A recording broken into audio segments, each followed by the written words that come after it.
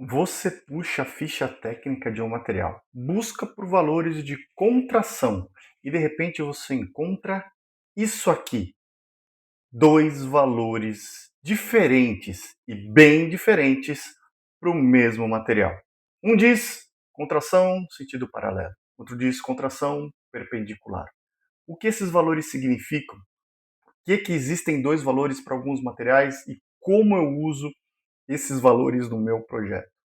Para saber sobre esse assunto, fica comigo até o final do vídeo.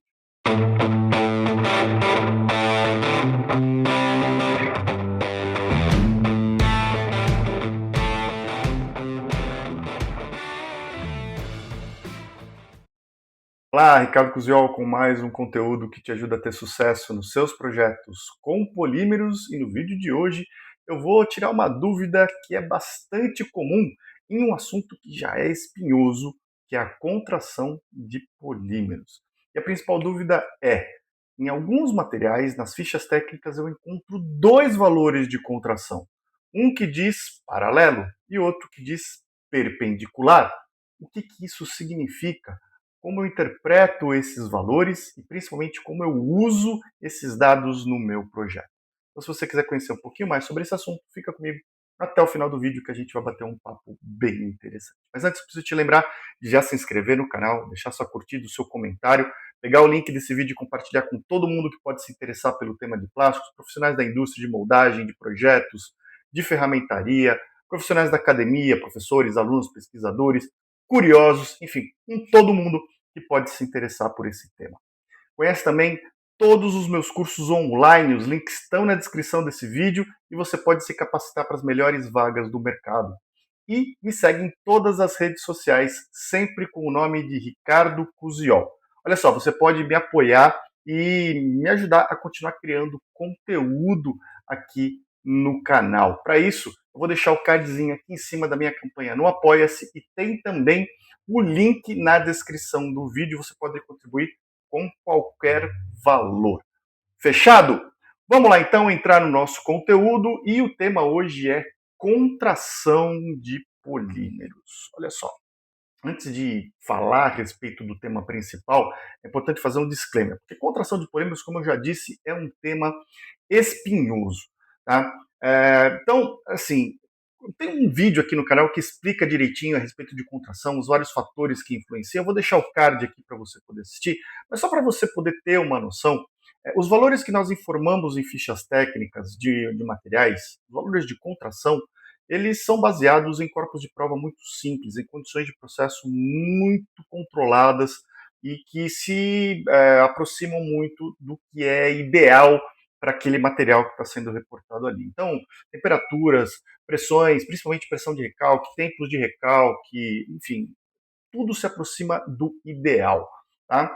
E quando isso se traduz, então, para o seu projeto real, para a sua peça real, muitas vezes existe uma dificuldade de conexão. Tá? E eu recebo muitos chamados, né, muitas dúvidas de clientes que dizem: olha, Ricardo, eu usei os valores de contração que está na ficha técnica e deu tudo errado, eu precisei corrigir o molde todinho. Né? Olha, eu me baseei nos valores de ficha técnica, mas eu sabia que tinha uma diferença lá e baseado em peças semelhantes, eu dei uma fugidinha da ficha técnica e mesmo assim deu errado. Né? Então, esse assunto ele é muito complexo porque tem vários fatores que influenciam a contração de um material. Então, o corpo de prova que normalmente gera o valor de contração que vai para a ficha técnica, ele tem uma geometria muito simples, uma espessura muito bem definida, normalmente 2 milímetros ou 3,2 milímetros. Se sua peça não tem essas espessuras, ela vai ter tendência de contrair diferente. Normalmente, maiores espessuras contraem mais do que menores espessuras. Então, por exemplo, se um corpo de prova tem 2 milímetros e sua peça tem 4 milímetros de espessura, chances são de que sua peça vai ter um valor de contração maior do que o que está informado na ficha técnica. Tá? O problema é quanto maior. Tá? Então começa a ficar um tema meio cinzento ali, né? E a gente não tem esses dados, você tem que estimar isso daí. Tá? Agora, tem outros fatores, por exemplo, de geometria. Né? Então, o corpo de prova é muito simples, uma barrinha ou uma placa, E não tem paredes, não tem nervuras, não tem furos, sendo que uma peça real, normalmente, além de uma base plana, ela vai ter paredes, nervuramento, vai ter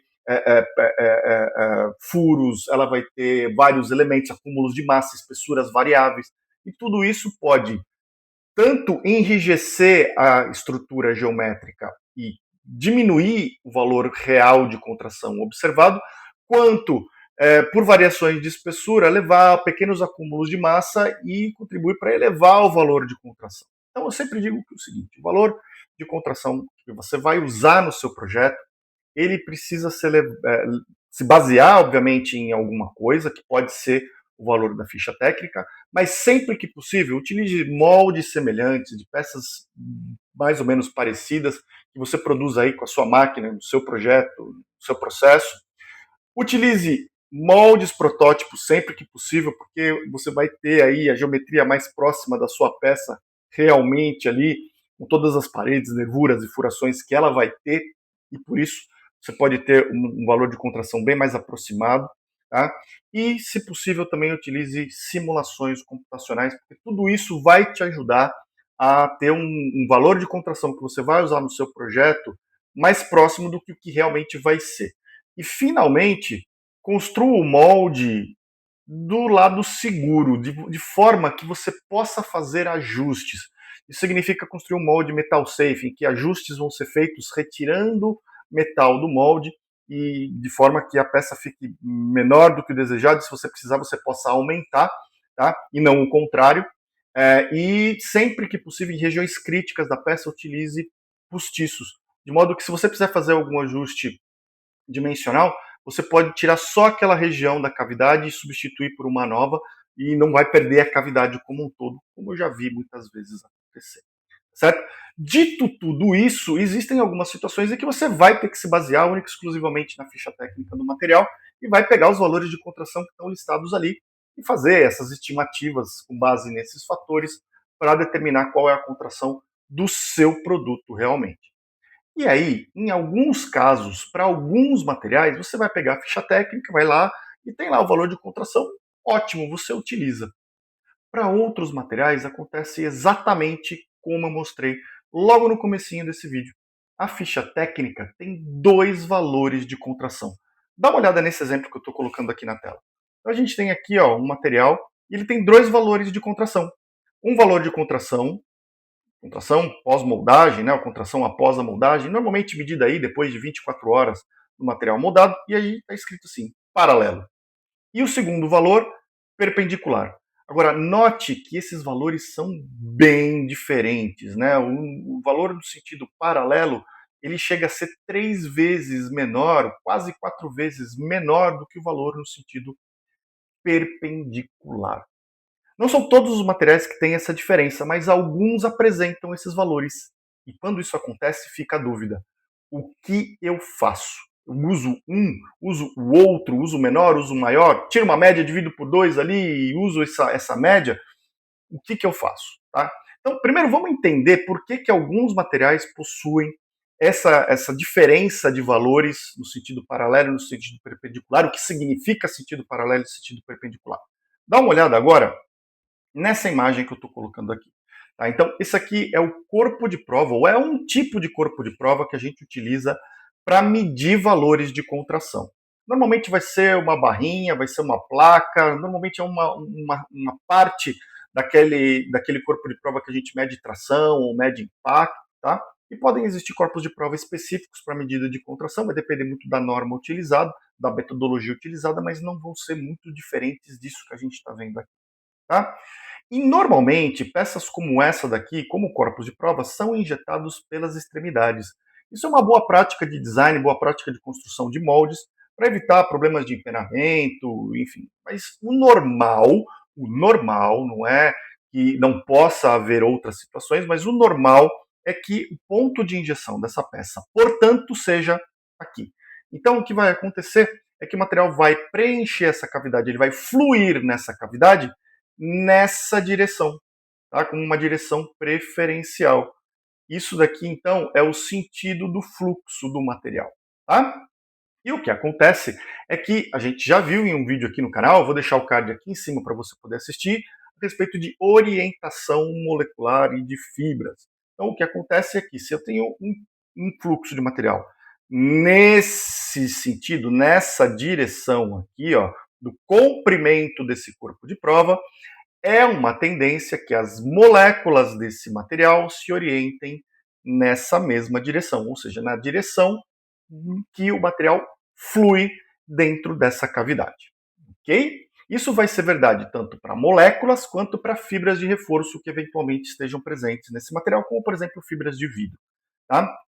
O que acontece é que para materiais não reforçados, ainda que as moléculas estejam orientadas nesse sentido, elas acabam se cristalizando, se reorganizando, e o que vai acontecer é que quando eu medir a contração que é feita normalmente nessa direção, ou seja, paralela ao fluxo de material. Note que eu tenho aqui uma medição que está sendo feita paralela à setinha aqui de por onde o material flui para preencher essa cavidade. Então é uma medição de contração paralela ao sentido do fluxo do material. E eu vou fazer uma outra medição perpendicular ao fluxo do material.